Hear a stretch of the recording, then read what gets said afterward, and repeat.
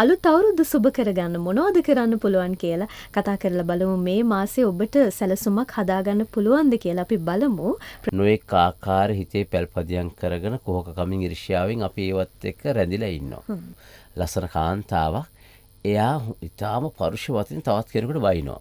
The Palace Gampa brand new furnished apartment එකක් පදිංචි වෙන්නම මාසෙට 2,25,000යි. Prime Residences PLC. LOLC රන්සබි ක්වික් ස්ටොප් අප් රන්නය ඩිජිටල් කරණය. ලක්ෂ 35 සිට නිවාස ඉදිකරවා ගැනීම සඳහා කැදැල්ල එන්ටර්ප්‍රයිසස් සීන පුබුදුවාලයි.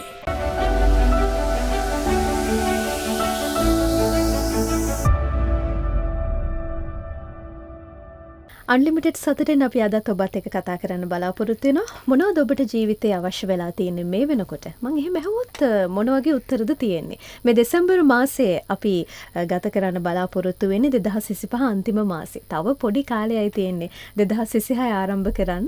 අලුත් ජීවිතයකට යන්න, අලුත් පැතුම්, අලුත් සිතුම් පැතුම්, අලුත් බලාපොරොත්තු, අලුත් දේවල් මේ හැමදේම අලුත්. අලුත් කියන වචනේත් එක්ක අපිට නිකන් નિરાයාසයෙන්ම අපි අලුත් වෙනවා වගේ දැනෙනවා. ඉතින් අපි අලුත් අවුරුද්ද සුබ කරගන්න මොනවද කරන්න පුළුවන් කියලා කතා කරලා බලමු. මේ මාසේ ඔබට සැලසුමක් හදාගන්න පුළුවන්ද කියලා අපි බලමු. ප්‍රවීණ යෝග උපදේශක චාමින් වර්ණුකල මහත්මයා ඉන්නවා. අයිබෝන්. අයිබෝන්. චාමින් මහත්මයා 11 ඔන්න ඉවර වුණා. දැන් අපි දෙසැම්බර් මාසේ ගත කරන්න බලාපොරොත්තු වෙන්නේ. යන්නේ අපි අලුත් අවුරුද්දකට 2026ට. ඉතින් කොහොමද අපි මොනවද කරන්න ඕනේ අපේ ජීවිත අලුත් කරගන්න? දැන් මම කියන්නේ දැන් අපි වසරක් ගිහිලා වසරක් ලබන කාලේ නෙමේ. දැන් ගොඩක් වෙලාවට අපි පහුගිය කාලේ අපිට වෙච්ච සිදුවීම්, පහුගිය කාලේ අපිට වෙච්ච අසාධාරණකම්, අප විසින් ගොඩනගාගත්ත දේවල්, විනාශ වෙච්ච දේවල්, එන අසුභවාදී දේවල්, නොඑක ආකාර හිතේ පැල්පදියම් කරගෙන කොහක කමින් ඉරිෂ්‍යාවෙන් අපි ඒවත් එක්ක රැඳිලා ඉන්නවා. මම හොඳ දෙයක් දැක්කා පෙරේදා. මම රත්තන පිටියේ පන්සල් ළඟ තියෙන එක තමයි මට වෙලා තිබුණා. මට පැය දෙක තුනක් ඊළඟ වෙලේ වෙලා තියෙනවා. මම කියන්නේ ඇවිද්දා කිලෝමීටර් දෙකක් තුනක් ඇවිද්දා. ඇවිදිනකොට හොඳට ව්‍යායාම් කරපු ලස්සන කාන්තාවක් එයා ඊටාම පරුෂ වතින් තවත් කෙනෙකුට වයින්නවා. මම ඉතින් මාත් එක්ක ඇවිදගෙන ගියා අමන්දා. මම එයාට කිව්වා බලන්න අමන්දා මේ හොඳ ක්‍රියාවකට ඇවිල්ලා දැන් මෙයාගේ මේ ඇවිදීමේ ගුණය නැති වෙනවනේ. මෙයා මේ කුණුහරුපෙන් බැන කාටර කෙනෙකුට බයිනවා. ඒක මිනිසුන්ටත් ඇහෙනවා. මෙයා ව්‍යායාම් කරන්න ආවම ව්‍යායාමයක් කියන්නේ කායික මානසික සුවය. දැන් උන මානසික සුවය නැහැ. ඒ නිසා මතක තියාගන්න ඔබට වෛර කරපු, ඔබට ගහපු, ඔබට රිද්දපු මිනිස්සු ඕන තරම් ඉන්නවා. දැන් සමහර වෙලාවට ඔබට මේ පිළිබඳ එක්ස්පීරියන්ස් එහෙම නැත්නම් අත්දැකීම් නැති නිසා ඔබ ඉන්නවා. හරි මං කවදාරි දවසක දෙන්න වැඩේ උඹට මටත් අවස්ථාවක් ආවෝ කියලා. මං කියන්නේ මේ වසරේ හිතාගන්නේ හැමෝටම සමාව දීලා අතහරින්න. මිනිසුන්ට කරන්න බැරි ලොකුම දේ තමයි අතහරින එක. ඔබට අතහැරියන් පස්සේ කොච්චර සැනසීමක් දැනෙනවද බලන්න. සැහැල්ලුවක් දැනෙනවද බලන්න. ඔබ වෙනස් වෙන අපේ ලංකාවේ මිනිසුන්ට දියුණුවක් නැත්තේ ඒගොල්ලෝ යන පාරේ යනවා මිසක් ඒගොල්ලොන්ගේ ඇම්බිෂන් එකක්, ඒගොල්ලොන්ගේ අරමුණ හදාගෙන ඒගොල්ලොන්ගේ පාත්‍යක් හදාගෙන යන්නේ නැහැ. හැමෝම යන්නේ ළමයි යන්නේ තාත්තා පාරේ. දුව යන්නේ අම්මා පාරේ. අලුත් දෙයක් දකින්න, අලුත් දෙයක් කරන්න අදහසක් නැහැ. නමුත් මතක තියාගන්න අපේ ළමයි ක්‍රියේටිව්, නිර්මාණශීලී. ඉතින් මේ නිර්මාණශීලී ස්වභාවයෙන් අපි වැඩ ගන්න ඕනේ. පළවෙනිම මේක මම කියන්නේ හිත සුද්ධ කරගන්න ඕනේ. ගොඩක් අය ඔබ ගොඩක් කුණු අයින් කරගන්න නේ. කුණු අයින් අපි කුවකකම, ඊර්ෂ්‍යා, වෛර, ක්‍රෝධ, මද, මාන ඇහුවොත් කියනවා මම එහෙම කරන්නේ මම ඊර්ෂ්‍යා කරන්නේ මම වෛර කරන්නේ මම නපුරුකම් කරන්නේ එහෙම කරන්නේ නැහැ කියන මිනිස්සුත් වැඩිම තියෙන්නේ. ඉතින් ඒ නිසා මතක තියාගන්න. සමහර අය අහනවා මේ මගේ තව අත්දැකීමක් මම කියන්නම්. වෙජිටේරියන්. දැන් මගේ යෝග ඩිප්ලෝමා ළමෙක් හිටියා වෙජිටේරියන් ළමෙක්. දැන් වෙජිටේරියන් කිව්වන් පස්සේ මොනවද හිතන්නේ? හොරමරකම් නොකර, තක්කඩිකම් නොකරන ළමෙක් කියලා. බලන්න මේ ළමයා තමයි වැඩියම හොරකම් කරන්නේ. වැඩියම හොර වැඩ කරන්නේ. හැබැයි මෙයා කියන්නේ මං ස්පිරිචුවල්, මං වෙජිටේරියන් කියලා. ඉතින් මතක තියාගන්න මේවැය මේ ආධ්‍යාත්මෙම ඉන්න බෑ. ඒ නිකන් අපි මිනිස්සුන්ට පේන්න ලෝකයට ගොඩනගාගත්ත දෙයක් මිසක් ඔබ තුල තියෙන දෙයක් නෙමෙයි. ඔබ තුල තියෙන්නේ ඔබ දකින දේ තමයි. ඔබට අවංක වෙන්න. අවංක වෙලා හිතා ගන්න මම සම්පූර්ණ වෙනස් වෙනවා.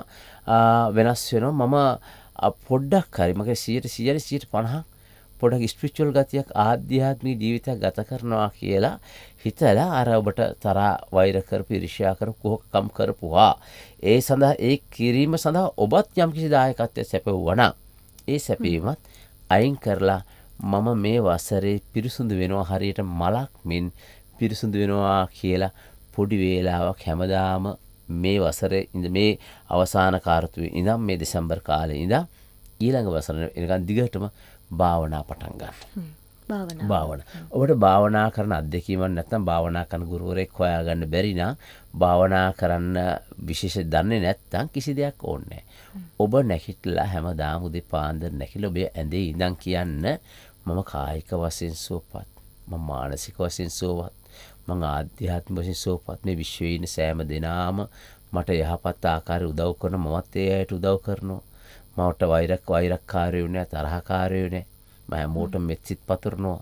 ඒ නිසා මම දිනින් දින සෑම ආකාරයෙන්ම දියුණුවෙන් දියුණුවටපත් වෙනවා කියලා කියන්නේ. මේක එමිල් කුයි කියන මනෝවිද්‍යාඥ පවා කරපු අත්දකපු අභ්‍යාසය මම කියන්නේ. මේක ඔබ නිතර එකම වාක්‍ය ඛණ්ඩයක් යටිහිතට දෙනකොට සතුරු මිතුරු වෙන්න පටන් ගන්නවා. උදව් නොකරපු මිනිස්සු ඔබට උදව් කරපුවා. ඇයි ඔබේ ඕරා එක වර්ධනය වෙනවා. ඔබේ ප්‍රභාෂර භාවය වැඩි වෙනවා. වෙන්දට වඩා ඔබට මිනිස්සුගේ හරි ලස්සනයි ඔයා.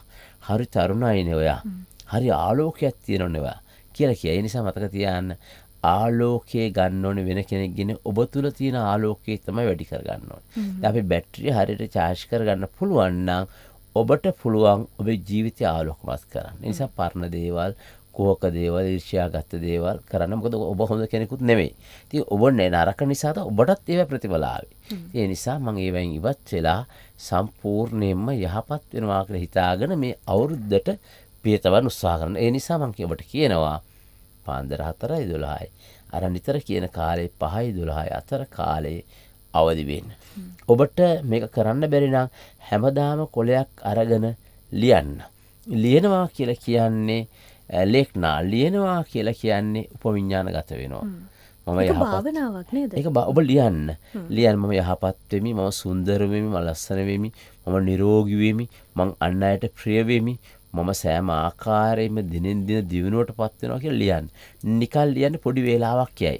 ලියලේ කොළ තියාගන්න. වසර අවසානයේ කොළ ටික එකතු කරලා බලන්න ඔබේ ජීවිතේ මොනතරම් වෙනස්කම් සිදු වෙලා තියෙනවද කියලා. එහෙම වෙනස් වෙන්න නම් ඔබ වෙනස් කරන්න ඕනේ. නිකන් ඔටෝ වෙනස් වෙන්නේ නැහැ. ඔබ වෙනස් කරමු චෛතසිකේ වෙනස් කරන්න පුළුවන් වුණාන් පස්සේ තමයි ඔබ තුල තියෙන දේවල් තමයි ඔබට ලැබෙන්නේ. ඔබ තුල නැති කිසි දෙයක් දැනට ඔබට ලැබිලා නැහැ. ඔබ තුල තියෙන දේවල් ලබා ගන්න නම් ඔබේ අධ්‍යාපනය, ඔබේ ජාතිය, ඔබේ ආගම කිසිසේත් ප්‍රශ්නයක් වෙන්නේ නැහැ. හැබැයි ඔබේ සිතුවිලි හරි ප්‍රබලයි. සිතුවිලිත් එක ගනුදෙනු කරන්න පුළුවන් නම් ඔබේ සුව වෙන්නේ නැති ලෙඩ රෝග සුව වෙනවා. ඔබ ලස්සන වෙනවා, තරුණ වෙනවා, නිරෝගී වෙනවා, ධනවත් වෙනවා. මේ ඔක්කොම හොඳ වෙනවා. හිත පිරිසුදු වෙනවා. හිතේ තියෙන කුණු ටික අයින් කරලා, හිතේ තියෙන ද්වේෂ සහගත බව අයින් කරලා මෙතුමා කියනවා වගේ අපිට පුළුවන් නම් 2026ට යන්න කලින් අපේ කුණු ටික අයින් කරගන්න අපිට පිරිසුදු වෙලාම 2026ට යන්න පුළුවන්. 2026 දී ඒ ටික තියාගත්තොත් ඒ අවුරුද්දෙත් චූටි දේවල් හරි අපි ළඟ තියාගෙන නේද චාමින් මහත්මයා. එහෙමත් වෙන්න ඕනේ නෑනේ. ඒ නිසා අපි ආරාධනා කරනවා මේ අවුරුදු ගණනාවක් පුරාවට ඔබ අපිත් එක්ක ඉන්නවා. net FM YouTube නාලිකාවත් එක්ක බොහෝ දෙනෙක් සම්බන්ධ වෙනවා. අපිට කමෙන්ට් කරනවා, කතා කරනවා. හරිම සන්තෝෂයි. ඉතින් ඒක අපිට ගෞරවයක් ඔබව. ඒකත් අපි මේ වෙලාවේ මතක් කරන්න ඕනේ චාමින් මහත්මයා. අපි net FM රේඩියෝ විවිධ වැඩසටහන් අහනවා. ඒ වගේම YouTube හරහා ඔබ අපිත් එක්ක සම්බන්ධ වෙලා ප්‍රතිචාර දක්වනවා. ඒ අපිට ආශිර්වාදයක් නේද? අනිවාර්යයෙන්. ඔව්. එහෙනම් ඔබට ප්‍රාර්ථනා කරනවා අවුරුද්ද සුබ වෙන්න, ජය වෙන්න කියලා. අපි ඊළඟ අවුරුද්දෙත් 2026 දිත් ලස්සන දේවල් කතා කරමු. මම හිතන්නේ මේ වීඩියෝ එකෙන් පස්සෙත් අපිට 2026ට යන්න කලින් යම් කාරණා පුංචි කාරණා ඔබත් එක්ක කතා කරන්න පුළුවන් වෙයි. ඒ බලාපොරොත්තුවත් ඇතුව තමයි අද සමගෙන යන්නේ.